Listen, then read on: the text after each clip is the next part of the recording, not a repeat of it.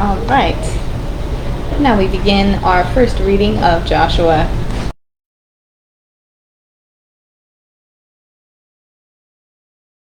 New International Bible, mostly structured like every other Bible. But yes, Joshua, we talked a little bit about in the intro how he is now leading the people. Moses had since passed, and they're moving into the promised land.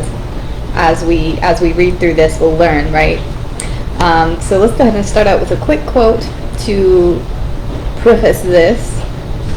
This one is, "America, thou half-brother of the world, with something good and bad of every land." Okay, so it is, this is from Stanley Baldwin, 1867 to 1947. Read it one more time. "Brother of the world, with something good and bad of every land." So again, it sounds much like an introduction to America. It's introducing America as a relative of the world, right? A half-brother at that, maybe a distant relative, but still in the family, with something good and bad of every land. Much like most places, right? There's some good, there's some bad.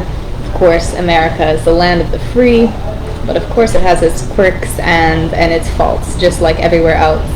But as we're talking about this introduction of a land, we are getting introduced to the promised land.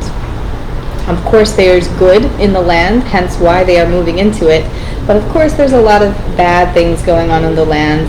Perhaps it's the people, perhaps it's just their nature and lack of guidance, or maybe just straight rebellion that they're experiencing among the people. Rebellion against God, essentially. So there's good and bad in this new land. We're taking on an idea of exploration, right? We're having a feeling and a motive of exploration. That's what the people are being led to. But of course, there's some people, getting a little bit wishy-washy. Even the leader himself gets a little bit wishy-washy, maybe a little bit afraid, right, to go be the aggressor. Takes a lot of courage and bravery. So with that being said, let's go ahead and start out with chapter 1, line 7. "And the Lord is speaking. Be strong and very courageous. Be careful to obey all the law my servant Moses gave you. Do not turn from it to the right or to the left, that you may be successful wherever you go." And the people are responding to Joshua's message from the Lord. "Just as we fully obeyed Moses, so we will obey you. Only may the Lord your God be with you as he was with Moses." Then Joshua son of Nun secretly sent 2 spies from Shittim. "Go look over the land," he said, "especially Jericho." So they went and entered the house of a prostitute named Rahab and stayed there. So the men set out in pursuit of the spies on the road. Caveat here, people of the land of Jericho know that the spies are there, so they're out looking for them. They were sent word, and now they're looking for the Israelites that had entered the land. So the men set out in pursuit of the spies on the road that leads to the fords of the Jordan. And as soon as the pursuers had gone out, the gate was shut. "Now then, please swear to me by the Lord that you will show kindness to my family, because I have shown kindness to you." This is Rahab professing her need from the spies that were sent.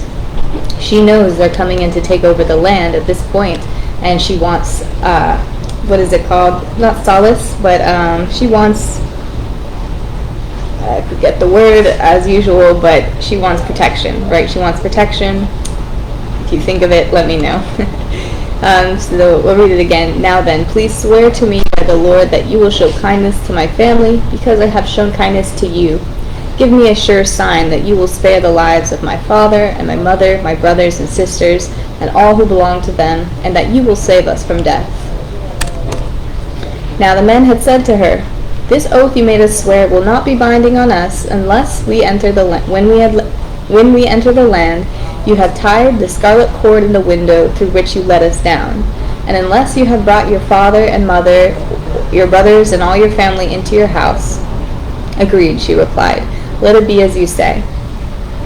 All right. So at this time, she's asking to be the word spared, I guess. That's not the word I'm thinking of. But she's asking to be spared, and I said, that's fine. Just make sure everybody's in the house, and you tie a reminder, a scarlet cord from your window so we know, I can tell people this house is the one who harbored us. Definitely keep her safe, that sort of thing. So that is the deal they struck, and they do abide by it, as we will learn. And the Lord said to Joshua, today I will begin to exalt you in the eyes of all Israel, so that they may know that I am with you as I was with Moses. Now, the Jordan is at flood stage all during harvest. Yet as soon as the priests who carried the ark reached the Jordan and their feet touched the water's edge, the water from upstream stopped flowing. It piled up in a heap a great distance away at a town called Adam in the vicinity of Zarethan, while the water flowing down to the sea of the Arabah, that is the Dead Sea, was completely cut off. So the people crossed over opposite Jericho. The priests who carried the ark of the covenant of the Lord stopped in the middle of the Jordan and stood on dry ground, while all Israel passed by until the whole nation had completed the crossing on dry ground. So this is a Moses moment, right? They are passing through a body of water that has mysteriously, by the power of God, ceased from flowing. So they were able to cross the Jordan. And it was very flooded, so normally a very challenging thing to do, but they had found a way through the Lord, and that is how the Lord exalted Joshua at this time. Okay, so they crossed through dry grounds. So Joshua commanded the priests, come out of the Jordan. All the people that came out had, okay, pause. Forget we skip a little lines here, but yes. He commanded the priests to come out. All the people had followed, and they had crossed the Jordan safely. And now it talks a little bit about circumcision and how while they were wandering and in motion, there were a group of people, like the majority of a generation, that had not been circumcised. It was the people before, and then now the new order is to make sure everybody is on the same page. So it says here, all the people that came out had been circumcised, but all the people born in the wilderness during the journey from Egypt had not. So he raised up their sons and their place, and these were the ones Joshua circumcised. They were uncircumcised because they had not been circumcised along the way. Just had to throw that in there. Now the gates to Jericho were securely barred because of the Israelites. No one went out and no one came in. The order from the Lord was, march around the city at once with all the armed men. Do this for 6 days. And he ordered the army, advance. Oh, there we go. Rolling around, Wi-Fi tower fell over. Okay. And he ordered the army, advance. March around the city with an armed guard. March around the city with an armed guard going ahead of the ark of the Lord. The 7th time around, when the priest sounded the trumpet blast, Joshua commanded the army, shout, for the Lord has given you this city. The city and all that is in it are to be devoted to the Lord. Only Rahab the prostitute and all who are with her in the house shall be spared, because she hid the spies we sent. When the trumpet sounded, the army shouted, and at the sound of the trumpet, when the men gave a loud shout, the wall collapsed.